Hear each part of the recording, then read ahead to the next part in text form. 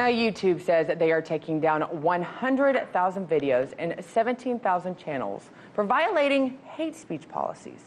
Now, the video sharing site says they are taking down harmful or offensive content before it's viewed by its users. Now, YouTube has faced pressure from civil rights groups and regulators to clarify and strengthen policies. But in purges like this, some argue legitimate content is taken down, and some would go as far as to call it censorship. Well, for more, we go to Todd Sepharadi, author of Big Tech Tyrants, How Silicon Valley's Stealth Practices Addicts Teen Silent Speech and Steals Your Privacy. New book coming out. Looking forward to continuing to read it as I was getting ready for this interview. Todd, thank you so much for joining us. Great to see you. It's great to see you again. Yeah, full disclosure, former boss here. We've worked together on several projects in the past. So you're very familiar on a lot of the things that have been going on with Google and Facebook and social media from the beginning. That being said, what was your experience with Google and Facebook, and why do you say that were actually targeting certain groups like your company and others? Every day it just gets worse. I mean, we go back, and you know, because you were with us back then, but back in 2015, Tea Party News Network, we believe we were the first targeted by Facebook. We used to have 2 million visitors a day, and literally overnight, we went down to nothing. Our real-time traffic on Google Analytics, for people that know that, was around 18 to 20,000. Literally overnight, they pushed us off of a cliff. So we have the honor of being the first Facebook casualty.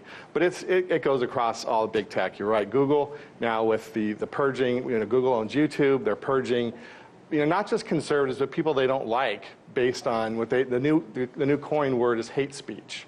Now, who determines what's hate speech? That's the magic word. And so they're suppressing people, taking them off all of their platforms across Facebook, Twitter, YouTube, and it's only going to get worse. Initially, when this started being noticed, you started seeing this happening when? Back in 2016, 2015?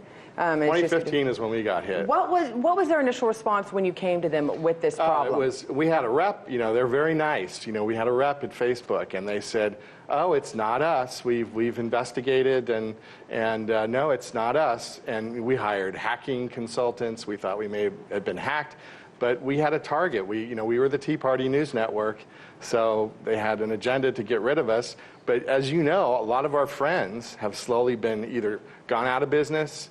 You know, companies like IJ Review has been suppressed, and I'm at Western Journal now. Our traffic has dropped 90% in the last 24 months. Well, and the thing is, critics would come in and say, or those that are saying on behalf of YouTube, they would say, those companies are almost private. I mean, some of them are publicly traded.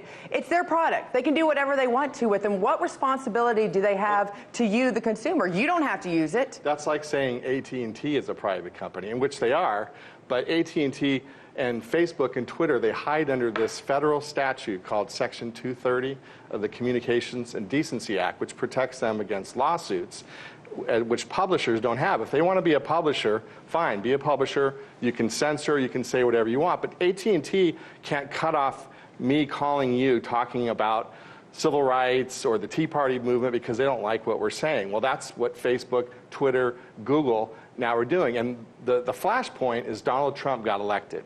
Okay, so he's promised he was going to take care of it, but do you think that he's doing enough right now? Is he having enough? I mean, what can he do? You talk about less government.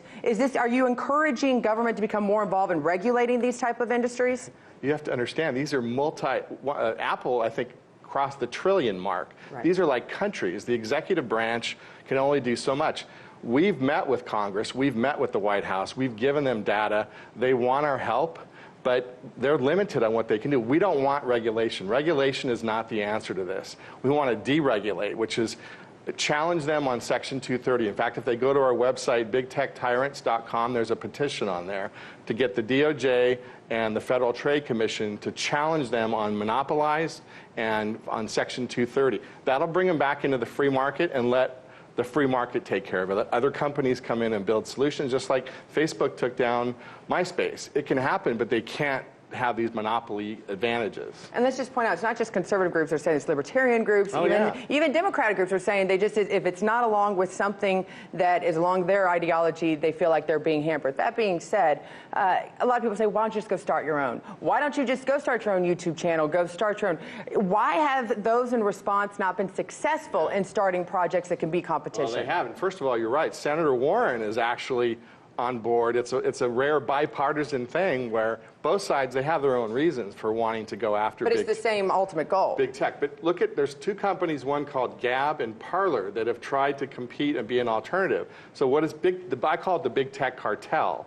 The big tech cartel has put roadblocks up to Gab, ban them off of Apple iTunes, so they demonetize you. They're trying, this is what monopolies do. They try to stop competitors from coming in, and trust me, they're doing it from both sides. And this is information and the future of it, and freedom of the press, freedom of speech, all of that kind of fall underneath this category. Todd, good luck with the book. Congratulations on writing it, and keep up the good work. Congratulations, great show. I like it. Thanks for being here.